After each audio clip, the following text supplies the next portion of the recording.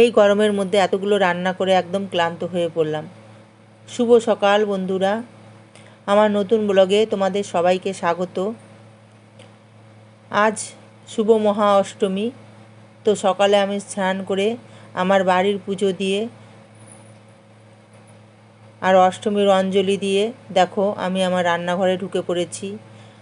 যতই গরম হোক, শীত হোক, বর্ষা হোক, যাই হোক, রান্না কিন্তু করতেই হবে মেয়েদের। আর রান্না না করলে খাবোই বা কী বলো?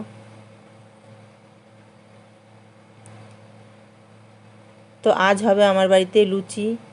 তো তার জন্য তো আমি আটা ময়দা মিশিয়ে কালো জিরা, লবণ, চিনি আর সাদা তেল ময়াম দিয়ে আমি আটাটাকে মেখে রেখে দিলাম। তারপরে ছোলার ডালের জন্য দেখো আমি প্রেসার কুকারে ডালটা ধুয়ে একটু লবণ দিয়ে আমি ডালটা, আর ওর মধ্যে আমি কয়েকটা আলুও দিয়ে দিচ্ছি, কারণ আমার ছেলে শুধু ডালটা খেতে চায় না, আমাকে আলু দিতেই হয়। তো তার জন্য আমি আলুও দিয়ে দিয়েছি, দিয়ে আমি সিটি দিয়ে নেব। এই গরমের মধ্যে লুচি করতে সত্যিই খুব কষ্ট হয়। আমার ডালটা সিটি হয়ে গেছে। এবার আগে আমি কিন্তু তরকারিটা বানিয়ে নিব।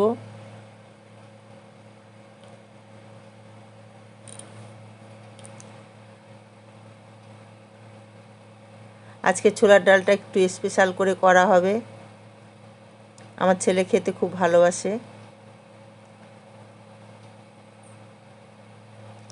তো ফুলকপি করার জন্য আমি ফুলকপিগুলোকে একটু লাল করে ভেজে নিয়েছি।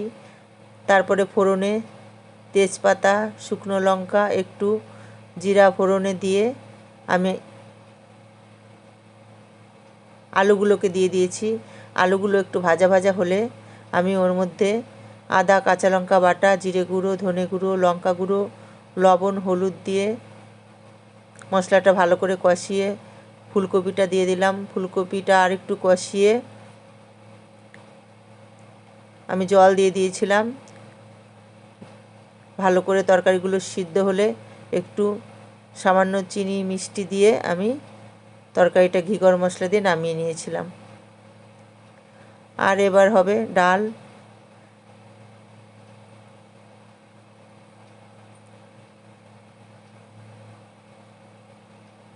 ডালের জন্য কড়াতে দেখো আমি শুকনো লঙ্কা, তেজপাতা আর জিরা ফোড়নে দিয়ে আদা, কাঁচা লঙ্কা বাটা দেব। আর তার আগে কিন্তু আমি একটু হিং দিয়ে দিয়েছি।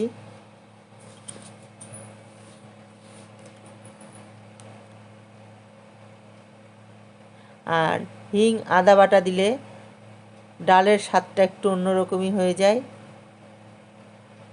তারপরে দেখো আমি দিয়ে দিলাম ধনে গুঁড়ো, জিরে গুঁড়ো, হলুদ গুঁড়ো, লঙ্কার গুঁড়ো দিয়ে আমি মশলাটাকে ভালো করে কষে নিব একটু।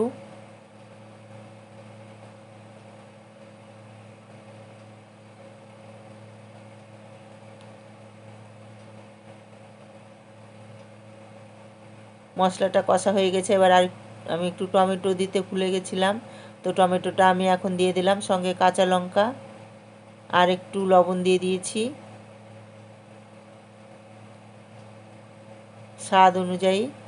তারপরে দেখো ডালটা আমি ঢেলে দিচ্ছি।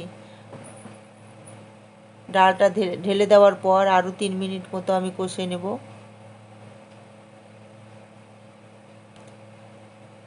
আর এদিকে আলুটা কিন্তু আমি হাতের সাহায্যে একটু ভাঙা ভাঙা করে নিচ্ছি। তোমরা একদিন এভাবে করে দেখো, খেতে খুব সুন্দর হয়। তারপরে দেখো আলুগুলোকে আমি দিয়ে দিয়েছি, আর একটু জল দিয়ে আমি ফুটালাম। আর 1 চামচ মতো ভাজা মশলা, যেটা আমি বাড়িতে করে বানিয়ে রাখি আর কি, আর কয়েকটা ধনেপাতা দিয়ে আমি ডালটা নামিয়ে নিচ্ছি। এবার চলে যাব লুচির পালাতে। আমি প্রথমে বেশ কিছুটা লুচি বেলে নেব।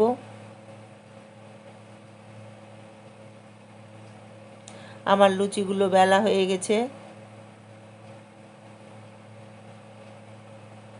এবার লুচিগুলোও ভেজে নিচ্ছি।